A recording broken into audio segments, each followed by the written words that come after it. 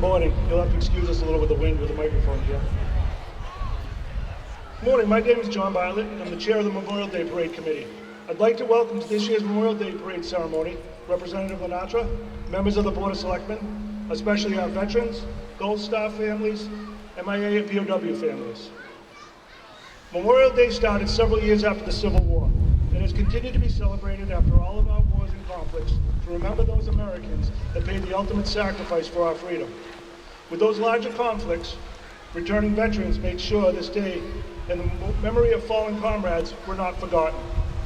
Most of our World War II and Korean veterans are no longer with us, and our Vietnam veterans are growing older. This year, 2023, marks the 20th anniversary of the start of the Iraq War. It is up to all of you, along with our veterans of the Gulf, Afghanistan, Iraq, and smaller conflicts, to continue to remember the sacrifice of those service members and keep their memory alive. At this time, I would like to introduce the Star Spangled Singers from the Kingston Elementary School to sing our national anthem.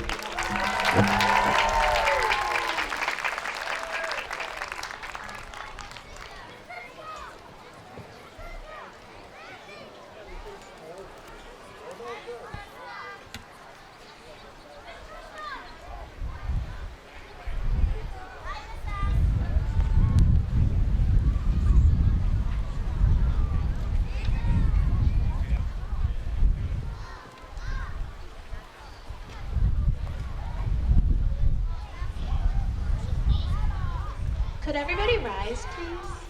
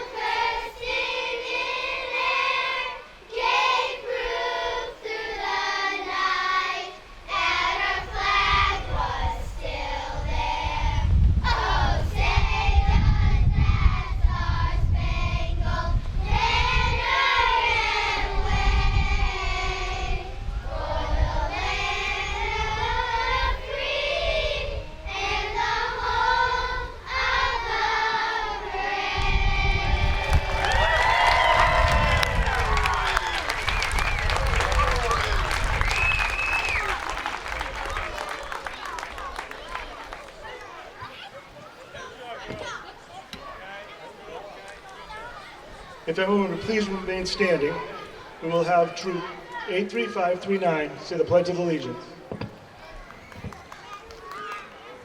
I pledge allegiance to the flag of the United States of America and to the republic for which it stands, one nation, under God, indivisible, with liberty and justice for all.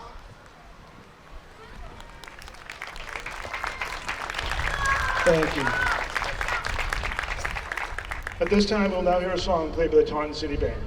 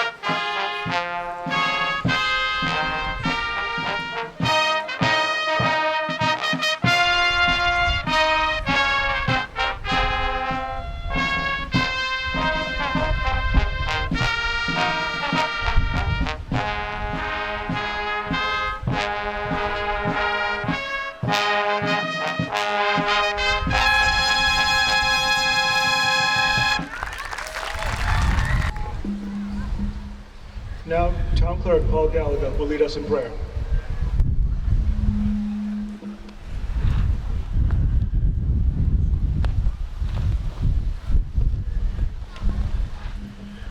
I stole this from social media this morning, but before we get started, let's take a moment of silence and look at the flag.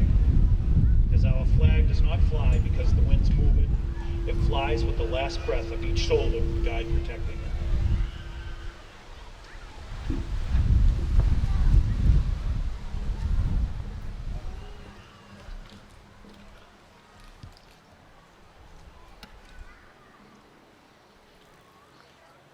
Welcome again, everyone, to this glorious morning of remembrance. We take this time to remember and reflect upon those men and women that gave the ultimate sacrifice in service to their country. Their selfless bravery, gallantry, and heroism will never be forgotten. May they be blessed with the sweetest peace, and though many never return home for a proper burial, each and every one of them should be honored for their contribution to peace and safety around the world. We also remember those that were left behind, the spouses, the mothers, the fathers, their children, brothers and sisters. May they all be blessed with the comfort that their loved one did not die in vain and that we will never forget.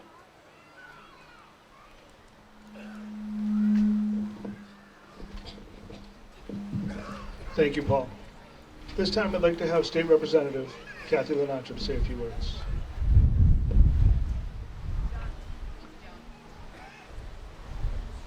Good morning, everyone. Before I begin, I'd like to thank our special guests sitting up here. Thank you for being with us today. I would also like to recognize the parade committee, John Bartlett, Jean Coleman, Dodd Hamblin, Dan Tucker, Dickie Arruda, and also Den Forbes and Priscilla Brackett. Thank you for all you do for the town of Kingston.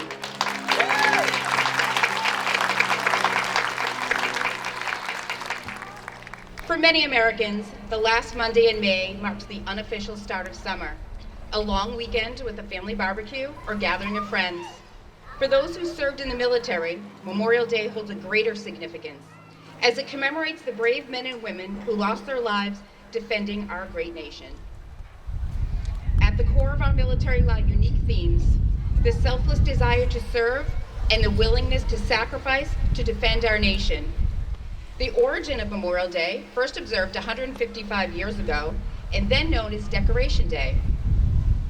It was to beautifully decorate the graves in memory of those that fought and died to preserve our Union during the Civil War. The holiday's name obviously has changed over the years, but its ideals and intentions have not. It's a day Americans should take to honor those who made the ultimate sacrifice to our country. Memorial Day is a day of both grief and celebration, reflecting on the tragic loss and recounting the courageousness of their service. As President Harry Truman stated in his address to the armed forces after the death of President Franklin D. Roosevelt, our debt to the heroic men and valiant women in the service of our country can never be repaid. They have earned our undying gratitude. America will never forget their sacrifices. Because of these sacrifices, the dawn of justice and freedom throughout the world slowly cast lit gleam across the horizon. The respect and admiration we give our fallen pay tribute to their memory and lives that they have lived. We do so by visiting their grave sites or placing flags and wreaths or other mementos at memorials in our communities. But their final resting place should not be the only space we gather, share memories, or sit in quiet contemplation. To truly honor their lives, we must share their stories in others to ensure their memories live on even though they are gone. Stories like U.S. Army Specialist Lori Pistawa. Pistawa deployed to Iraq in March 2003, 20 years ago this year, as part of the invasion. Her group, which included her best friend, Jessica Lynch, was ambushed on the way to Nasiriyah and taken prisoner. Unfortunately, Pistawa did not survive the ordeal. Pistawa was the first woman service member to die in Iraq and the first Native American woman killed while fighting in the U.S. military. Before he died, her father, Terry Pistawa, a Vietnam veteran, said that the memorials in her honor were once difficult, but as time passed It helped him and his family, including his 2 grandchildren, heal and celebrate her life. No matter where the battlefield was, in the mountains of Afghanistan, deserts of Iraq and Syria, skies over Europe, islands of the Pacific, the frozen terrain of Korea, the jungles of Vietnam, or elsewhere, the stories of the fallen matter and need to be told. By sharing these stories, we keep the memories alive and give others a glimpse of military service that aims to inspire them to create a better world, a stronger nation, and kinder communities. It is up to us to use these gifts secured by those who made the ultimate sacrifice, to do as much good as possible, honor a debt that can never be repaid. On Memorial Day, we reflect and share the experiences of our fallen loved ones. But tomorrow, and in the days that follow, we must act. Let's carry their sacrifice with us in our hearts, strive to honor their memory by being good and faithful, hopeful and strong, and committed to building a brighter future for all. Duty, honor, country. They lived for it. They died for it. As a nation, we must remind ourselves of the future they fought for and do our best to live up to those values in the days ahead. Thank you, John.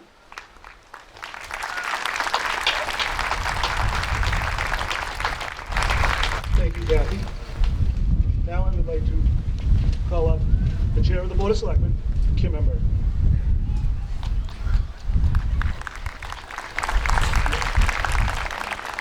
Good morning.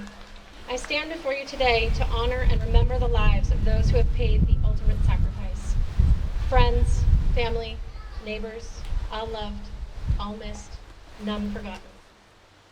While each service member has their own journey, their commitment to something bigger than the self and their dedication to our country remains with each and every one of us as we remember and retell their stories. The story I'd like to share with you today is about Freddie Stowers, an Army veteran who gave his life in service to our country. Freddie Stowers was from Sandy Springs, South Carolina, where he worked as a farmhand and where he and his wife Pearl welcomed their daughter Minnie Lee. In 1917, Freddie was drafted into the Army. During World War I, while fighting in France, in an assault on a tall, heavily defended hill, the lieutenant commanding Freddie's platoon went down, followed by more non-commissioned officers, putting Corporal Stowers in command of a battered and demoralized platoon. Without hesitation, Freddie began crawling toward the enemy's machine gun nest, shouting for his men to follow. The platoon successfully reached the first enemy trench line and reduced the machine guns by flanking fire, reorganizing and then leading the charge against the second line of enemy trenches. During this assault, Freddie was struck by fire from an enemy machine gun, but kept going until he was struck a second time.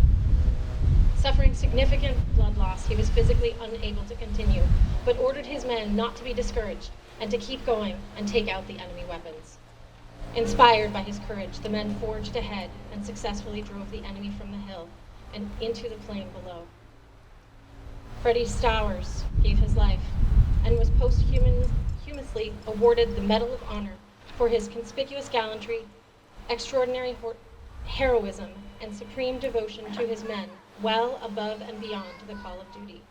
As was stated in his Medal of Honor ceremony, his actions follow the finest traditions of military service and reflect the utmost credit on him and the United States Army. For every veteran that has paid the ultimate sacrifice, for every member of their family and friend who miss them each and every day, we honor and remember them. On this Memorial Day, we grieve for those we have lost. We are eternally grateful for their service to our country, and we show our gratitude by appreciating every moment. We are the land of the free because of the brave. Thank you.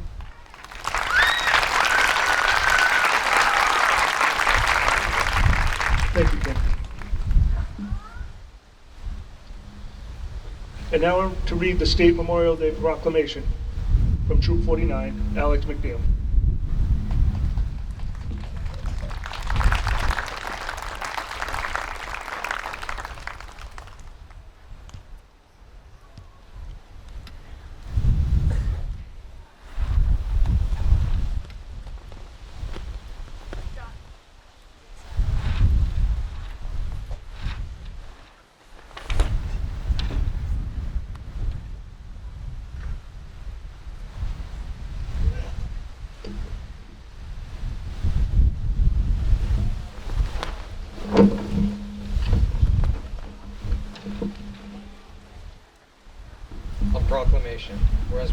nation was still recovering from the horrors of the Civil War, people in cities and towns across the country gathered to honor those Union and Confederate soldiers who had given their lives, celebrating the first Decoration Day. And whereas, after World War I, the nation came together again to honor those who had fallen in the service of their country, renamed Memorial Day the last Monday in May is when people remember and honor the memory of all men and women who fought and died in all American wars and conflicts. And whereas, throughout our country's history, thousands of Massachusetts citizens have fought in wars and conflicts to defend our safety and way of life. And whereas, their legacy of patriotism and dedication to country is an inspiration to all Americans. And whereas, it is appropriate that all Massachusetts citizens remember the bravery of those who gave their lives so that their sacrifices serve as a reminder of the cost of our freedom. Now therefore, I, Mauro T. Healy, Governor of the Commonwealth of Massachusetts, do hereby proclaim May 29th, 2023 to be Memorial Day.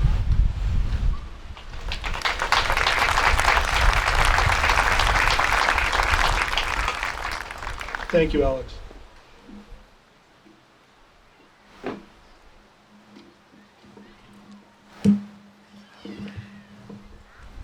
I would now like to introduce our guest speaker, Master Sergeant Michael Rocket. Michael grew up in Kingston and Pembroke and currently lives with his fiancée Andrea and their two children Avery and Tegan in Kingston. He joined the Massachusetts National Guard in 2002 and is a veteran of the Iraq War. He attended the U.S. Navy School Explosive Ordnance Disposal and was assigned to the 387th EOD Company on Joint Base Cape Cod. He served several training deployments and a deployment to Kenya, Africa. He continues to serve in the National Guard as a Master Sergeant assigned to the Small Arms Readiness Team, responsible for weapons training and competitive shooting teams statewide. His awards include a Combat Action Badge and Master Explosives Ordnance Disposal Badge. Michael is also a Massachusetts State Trooper assigned to the Bomb Squad. Master Sergeant and Trooper Michael Rocket.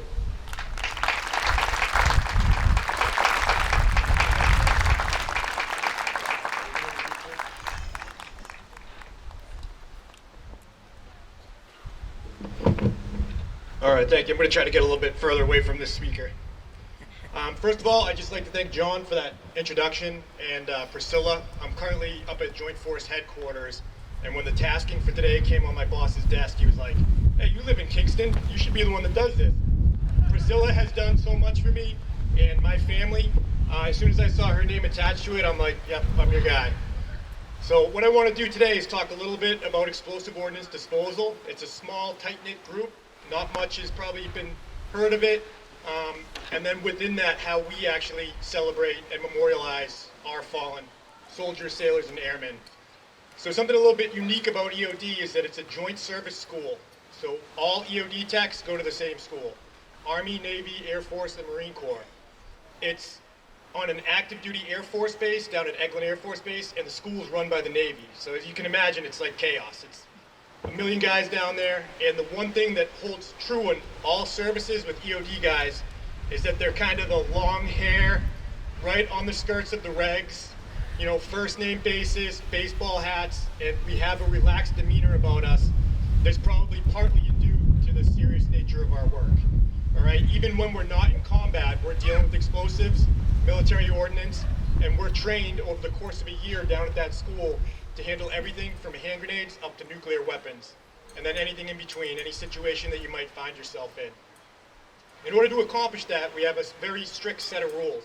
They're called our 60 series publications. And what that is, it's a set of rules that says, if you're going to work on this type of item, this is the safest way possible to do it. Nothing's written in stone in what we do because there's too many variables. We're actually one of the only services in the world that we reference common sense in our manuals. And we use that because there's a huge gray area that we operate in. And then within that, we try to follow the rules and try to stay safe. But unfortunately, the job is a dangerous job. Today, we have a memorial that's down at Eglin Air Force Base. It's called the EOD Memorial, Joint Service. Every branch has a wall, and names are added every year to it. Currently, there's 344 names on that wall, with a 345th name being added this year. And the first Saturday of every May is when we celebrate the EOD Memorial, and it's a whole long weekend. So the second set of rules that we follow are Throughout the world, almost every EOD shop has a bar. All right, that's how we keep everyone together. That's how we build camaraderie. And within that, we have rules. Now I can see my cousin Fred Rocket, who's also a state trooper out in the back, and an EOD guy. One of our biggest rules is don't get your name or face in print. And I'm in danger right now of owing my guys a lot of beers. But I think it's important. I think it's important that you know what EOD does, who they are, and then understand that the type of people that are drawn to this type of work. So me and Fred are down at EOD school 2007, 2008. I want to talk about a good friend of mine, Eric Trueblood. He was down there with us. We lived together. We went to school together. We hung out together. And we got word on March 10th, 2011 that he had been killed overseas. So within the scope of the work we do, obviously the IED threat has been in the forefront of the last 2 theaters of operation. Eric was down conducting what we call a tactical post-blast. So not only do we want to render bombs safe and make things safe for people that are operating in that area, but we want to catch the guys that did it. And in order to do that, we have to collect evidence and we have to send it up through the channel so they can figure out who's doing this type of stuff. While on his mission, he was hit with a secondary IED and he died en route to the hospital. Now a little bit about our traditions. Once one of our guys is killed in action, another EOD tech will be assigned. And in this case, it was Sergeant First Class Jeff Baker, who was the rear detachment officer for the 720th EOD. He flew to Afghanistan and stayed with Eric every step of the way, bringing him back to Dover Air Force Base. Eric's favorite drink was Jameson. Jeff Baker had a bottle of Jameson with him and took a shot to memorialize him every step of the way back. I met Jeff for the first time in Cheyenne, Wyoming, where we were burying our friend Eric. And I met his wife and his young child. And we instantly hit it off. It was like we'd known each other. Most EOD guys, you could throw them together. We can spot them in a crowd. Like we kind of have that type down. We hung out, parted ways. 2 years later, almost to the day, Jeff Baker was dead in the war zone in Afghanistan, doing the same thing. In this particular case, working on an improvised device that took his life. And I just think back that throughout all of this, the commonality is that EOD guys, while we have a serious job, we take time to remember every year. And that memorial that we have is a party. And we have fun and we remember the people for who they were and what they did and what it takes to do that type of job. So I'd just like to thank you guys for giving me an opportunity to share my story, to tell you a little bit about EOD, and to tell you a little bit about the brave soldiers, sailors, and airmen all over the world right now, who I can guarantee you are going to be raising a glass tonight. So in closing, I want to pass on to you, feel free to use it later today when you're with your friends and family, a toast that we use for our small group of people throughout the world. You go home, raise your glass, think of these brave men and women all throughout the world, and we toast to us and those like us, damn few. And thank you. Thank you, Mike.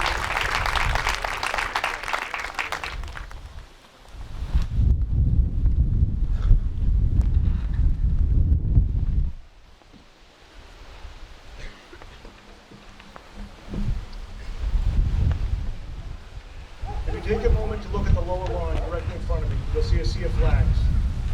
Every single one of those flags will represent a Kingston resident. This time we will now have Veteran Service Assistant and Navy veteran Den Forbes read a list of all the Kingston residents that have paid the ultimate sacrifice while serving our nation.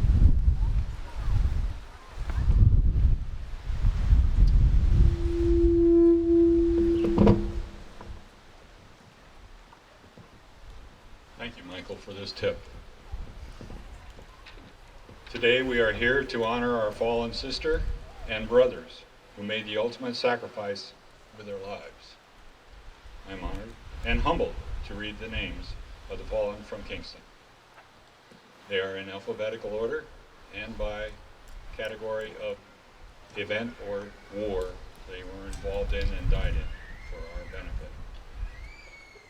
Columbus Adams, Civil War veterans. Columbus Adams, John R. Alexander, Lavinia Andrews, George D. Bates, Henry Cushman, John Dowden, Melzar A. Foster, Josiah B. Gale, James Heaney, Alan Holmes Jr., William Holmes, William O'Brien, Waldo H. Peterson, Edward A. Pratt, Harvey L. Ransom, Charles Rhodes, E. Lyman Richardson, George Sampson, Nurse, Martha Saber, Daniel P. Sherman, George F. Stetson, Benjamin F. Thayer, Nathaniel Washburn Jr., George White, Benjamin O. Witherell, Thomas Mullen, World War I veterans, Joseph Benaya, William C. Bonney, World War II veterans, John J. Casale Jr., Charles H. Challoner, Sumner T. Cole, Roland D. Elwood Jr., Leo O. Forcier, Harold F. Gavoni, George P. Holmes Jr., Henry J. Joubert, Frank Malaguti, Irwin F. Martin, Gordon J. Madera, Louis R. Sassy, Korean War veterans, Sabin L. Anderson, Wilfred K. Demule, Ervile W. Schneider, Richard L. Tarantino. Veteran, this is Vietnam veteran war William C. Gould Jr. Unfortunately, the only one we lost in Vietnam. Veterans of foreign wars, John Brito, Fred Carlson, Robert J. Diodato Jr., John Driscoll, William P. Glass, Edward Ionata, David E. Joseph, Eugene Raposa, Frank Shop. Thank you, Den. At this time, I'd like to ask everyone to please rise. If you're not currently in uniform or are veterans that will be saluting, I'm asking you to please remove your hat at this time. Michael Rocket will now lay a wreath at our Veterans Memorial, followed by taps.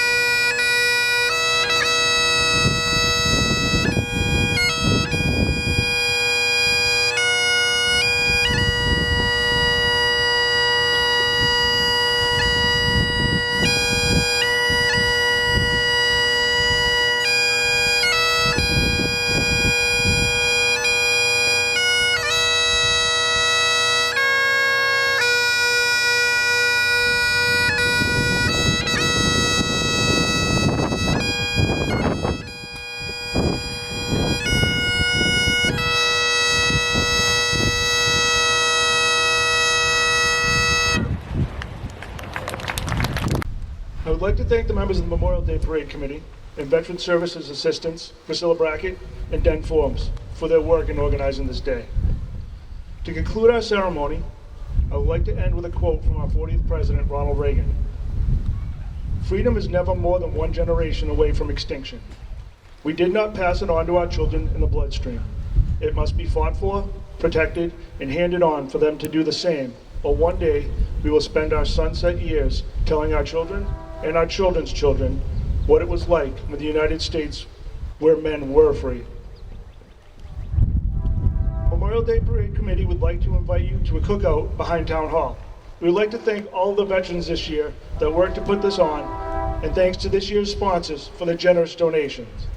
The Kingston Lions Club, Plymouth Bay Catering, Arbor Hills Neighborhood Association, Habitat for Humanity of Greater Plymouth, Atlantic Insurance Brokerage, and Wingate Residences at Silver Lake. I hope all of you will enjoy the remainder of this Memorial Day.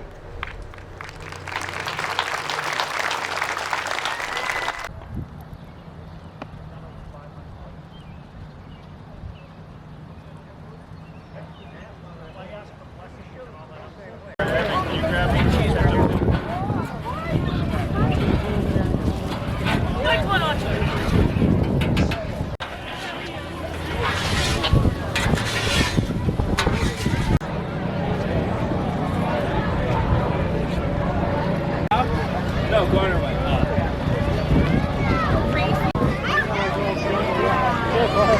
Ah, you